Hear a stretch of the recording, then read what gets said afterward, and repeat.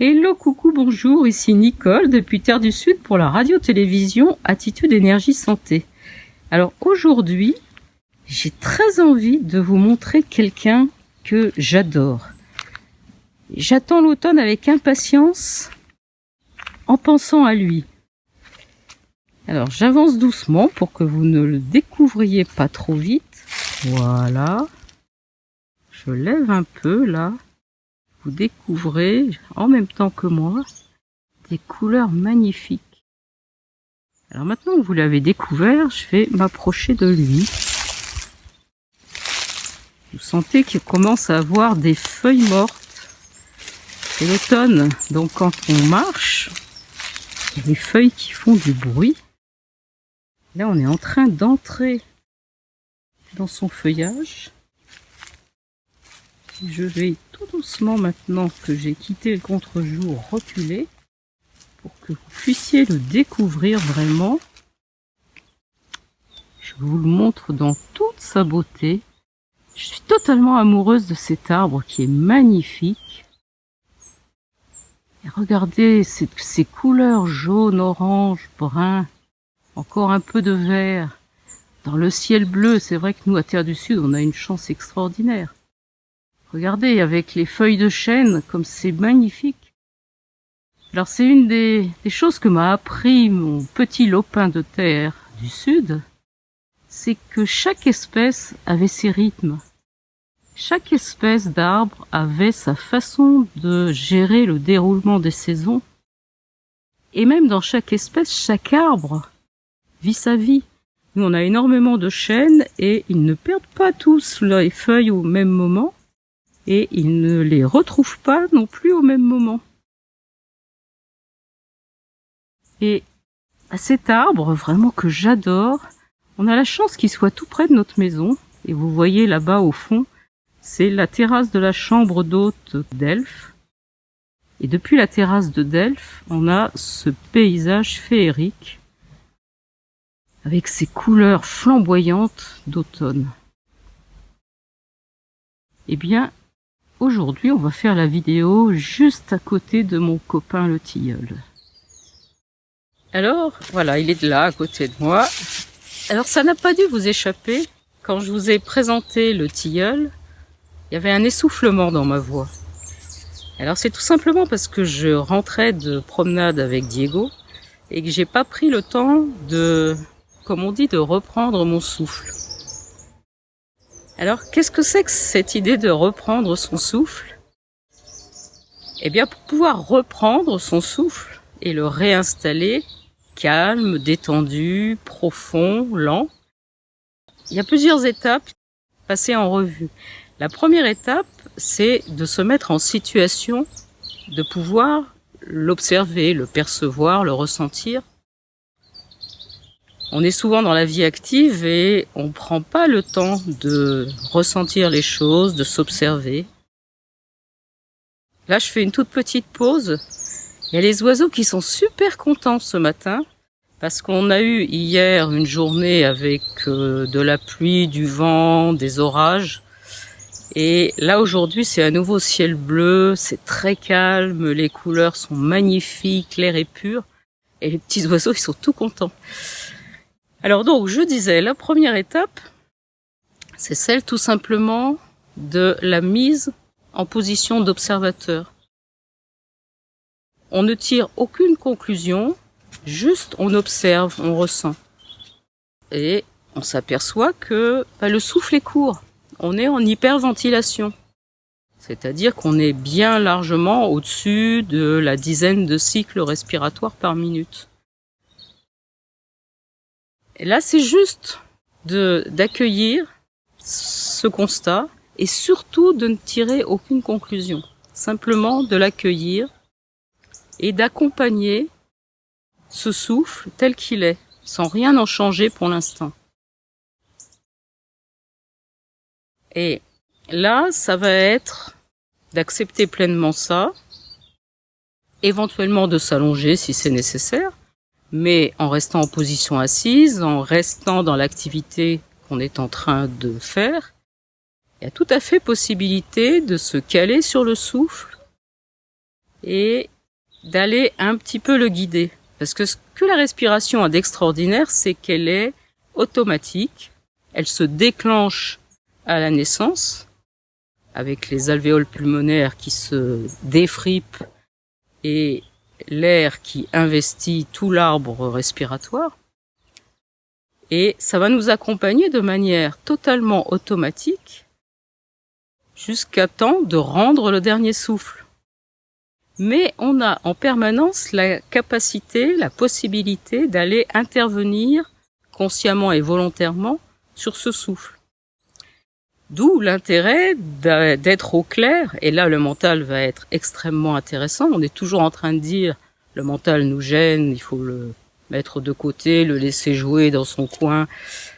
Mais là, il va être extraordinaire, c'est-à-dire que si on lui apporte les bonnes informations, il va être un guide pour aider en permanence à réinstaller la respiration optimale pour aller oxygéner les cellules.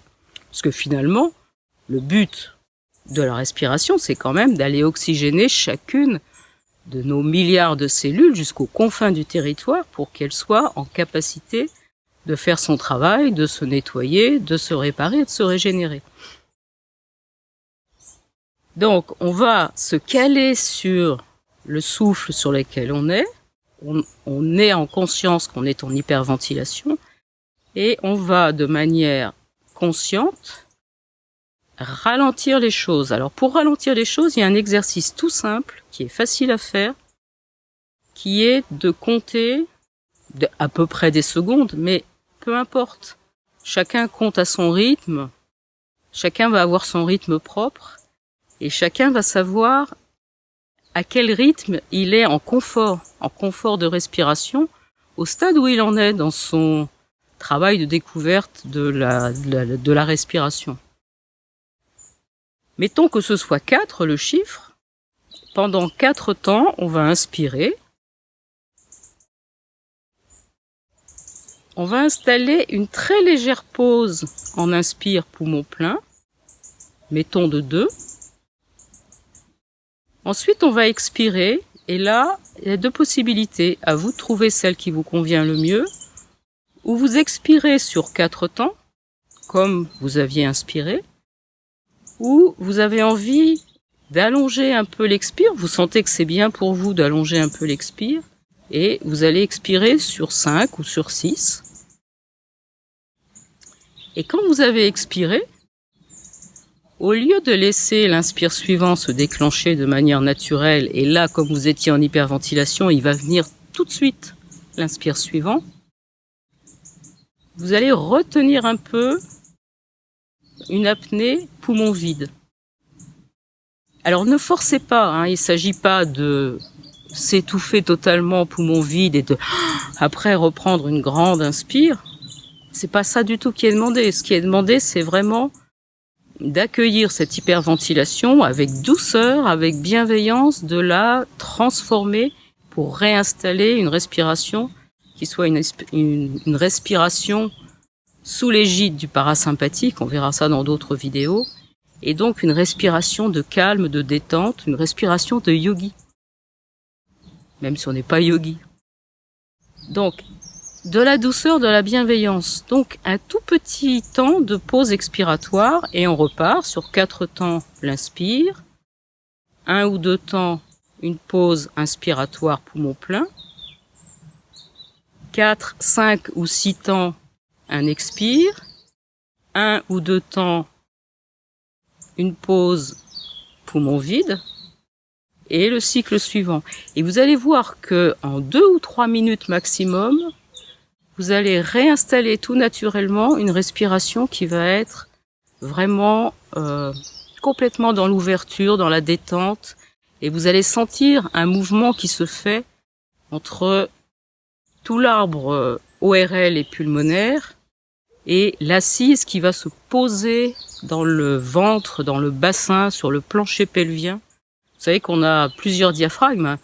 Il y a le diaphragme entre thorax et abdomen qui est le muscle principal de la respiration, mais on a aussi un diaphragme pelvien sur lequel il est bon d'aller s'appuyer pour remonter le souffle. Et la médecine traditionnelle chinoise décrit très bien cet aller-retour incessant entre ciel et terre, entre poumons et reins, du souffle. Le souffle, c'est la vie. La vie, c'est toute cette alternance entre le ciel et la terre, entre les questionnements du ciel et les réponses de la terre. Et de la même façon, il y a un dialogue incessant entre les poumons et les reins. Les poumons qui sont les maîtres des souffles, qui vont réceptionner l'air, qui vont être dans le lieu fondamental des échanges gazeux entre l'oxygène et le dioxyde de carbone, le gaz carbonique, et les reins qui sont garants de l'essence vitale, qui sont porteurs du mandat de vie, de la force de vie. Et il y a cette alternance de questions-réponses en permanence entre le souffle qui investit le corps et les reins qui viennent donner l'identité profonde de l'être. Et un petit cliffhanger sur une vidéo qui viendra plus tard, les poumons, qui sont maîtres des souffles, sont aussi appelés le toit des viscères, c'est-à-dire que c'est eux qui protègent l'ensemble des viscères, et en particulier le viscère sacré, vraiment essentiel, et dans l'extraordinaire de la vie, qui est le cœur, qui est lové au centre des poumons, déposé sur la partie du diaphragme qui ne bouge pas du tout. Vous avez une partie centrale dans le diaphragme qui est immobile, et c'est là précisément où est déposé le cœur, comme sur un petit coussin, protégé par les deux poumons.